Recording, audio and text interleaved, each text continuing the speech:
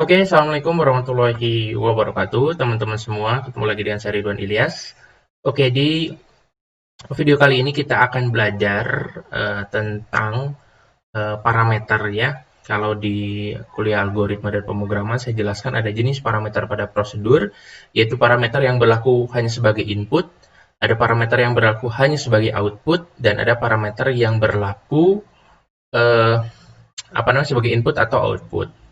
Nah, ini videonya khusus kita bahas tentang itu ya. Nah, pertama, misalnya kita punya program ya, nama program utama itu selalu if name sama dengan underscore underscore main underscore underscore. Lalu kemudian di sini titik dua. Di sini saya punya variabel namanya c ya. C sama dengan 10. Di sini saya print. Oke. Saya print si C-nya. Saya running, maka dia keluar nilai 10. Nah, misalkan saya punya eh, prosedur ya, namanya def, misalkan tampil, gitu ya, seperti itu. Titik dua, di sini saya mau print si C-nya, gitu ya. Nah, ketika saya lakukan seperti ini, oke, ini, oke, biar kasih tanda ya, dalam prosedur. Oke, di sini kita running. Ini di dalam prosedur ini dia nggak bisa jalan tentu ya, karena nggak kita panggil di program utamanya. Nah, kita di sini kita tulis tampil. Tampil. Oke, jadi kita panggil di sini di program utama si prosedur tampil ini kita running. Nah, di sini kita tulis C ya, di sini C, di sini C. Lalu kemudian di sini langsung dipanggil C-nya gitu ya, tanpa pernah tahu gitu ya.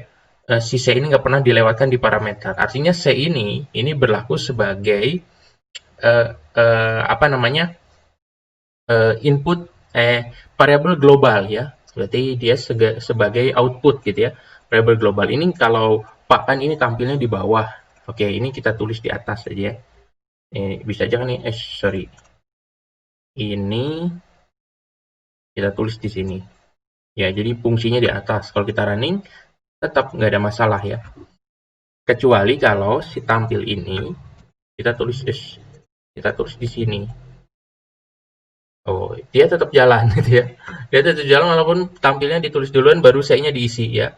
Karena si C yang ini dia memanggil yang ada di dalam sini. Ini kalau kita ganti jadi 9. Kalau kita running, ya ini kan 9. Oh iya, C-nya dia hanya menyimpan C yang sebelum ini ya. Ya, jadi ini harusnya di-clear dulu. Caranya gini, ini kita X. Ini kita cut, lalu kita paste di sini, kita running. Nah, gitu ya. Jadi nggak masalah sebenarnya. Jadi si C yang ada di sini ini tetap terpanggil. Tapi kalau di sini C-nya kita operasikan, misalkan C sama dengan C tambah 2, kita running, dia nggak mau. Kenapa? Karena di sini C-nya dioperasikan. Kalau C-nya dioperasikan, ya dia nggak mau membaca C yang ada di sini. Oh, ini di atas, pindahin ke bawah misalkan. Di running, tetap dia nggak mau. Karena C-nya dioperasikan, kecuali ini kita tutup. Ups. Kita tutup, kita running, dia mau baca. Ya, kalau C-nya di sini nggak dioperasikan, dia nggak mau baca. Perlu di parsing variabelnya. Kecuali di sini saya masukin C-nya ke sini, selalu di sini saya masukin C, saya running. Dia mau. C yang ada di sini, ini di program utama ya. Program utama. Nah, saya di program utama itu 9. Begitu saya masuk ke sini, C-nya ke sini sebagai parameter, masuk ke sini C-nya ditambah 2. Nah, jadi di sini C-nya sudah ditambah 2, jadi 11 gitu ya. Seperti itu. Ini kalau ditutup, running ya 9 aja gitu, bisa, boleh ya. Tapi kalau tanpa parameter seperti tadi, kayak gini misalkan ya, dia nggak mau. Karena apa? Di sini lihat. Oke, ini salah, ini tutup ini ya. Dan lihatnya, C reference lokal variable. C yang ada di sini ini sudah jadi lokal variable karena dioperasikan. Nah, bagaimana caranya kita memanggil C yang ada di sini tanpa kemudian kita parsing? Caranya di sini kita tulis global C. Gitu ya. Jadi memanggil C yang ada di global, yang ada dalam seluruh script yang ada di sini. Ya, kalau kita running, nah dia bisa dapat C yang ada di sini ketangkap adalah C yang ada di sini 9. Ya ini 9 program utama, begitu dipanggil, C yang ini adalah 9. Karena di sini kan tulisannya 11 ya, 9 tambah 2. Coba aja ini dihapus. Ya enggak. Kalau kayak gini kan tadi udah berhasil ya dioperasikan lah ya. Ya gitu ya. Maka kita running. Nah, bisa dipanggil ya. Jadi di sini kalau untuk memanggil variabel global tanpa memparsing melalui prosedur, maka kita harus tulis global C seperti ini. Nah, seperti itu ya. Jadi ini berarti C di sini berlaku sebagai input output. Sebagai output lah ya.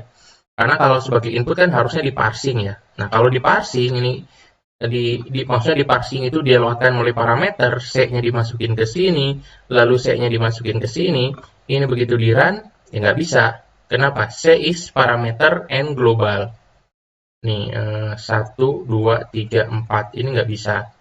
Karena di sini ada tulis global ya, nggak bisa diparsing karena C-nya sudah dari global. Ini harus kita tutup dulu, lalu kita running, baru dia bisa. Gitu. Jadi seperti itu ya pemahaman tentang variabel, bagaimana memparsing variabel yang ada di program utama ke dalam prosedur. Nah, paling aman memang dilewatkan ya, langsung maksudnya dimasukkan ke dalam parameter di sini diterima. Nah, kalau masuk dalam parameter kan ini misalkan C. Di sini mau kita tulis sebagai D. Ini sebagai D, ini sebagai D, ini sebagai D. Ya, kalau di running nggak masalah, nggak ada soal ya. Ini kita ganti lah biar kelihatan. Tuh kan. Nggak masalah. Karena di sini C, di sini ditangkap variabelnya jadi D. Ketika D di sini dan D di sini ditambah 6, maka ya ini 9 tambah 6. Di sini kalau kita print C lagi, ya C-nya 9 sebagai program utama gitu ya. Dalam prosedur gitu ya. Ini C, ini D, yang ini C. Kita running ya.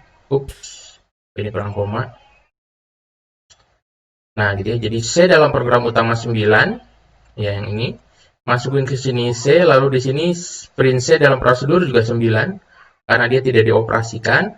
Lalu D dalam prosedur, nah ini D itu ditangkap dari sini, itu jadinya 15, karena ini tambah 6. Gitu ya. Jadi itu pemahamannya teman-teman silahkan ikuti video ini di setiap stepnya dilakukan supaya teman-teman jadi paham bagaimana mekanisme berpikir dari sebuah parsing variabel dalam prosedur di Python. Ini khusus di Python ya. Nanti jangan terkaget-kaget kalau belajar bahasa pemrograman lain gitu ya. Oke, itu aja mungkin untuk video kali ini. Berapa menit? 8 menit lebih sedikit. Nanti kita ketemu lagi di video selanjutnya. Assalamualaikum warahmatullahi wabarakatuh.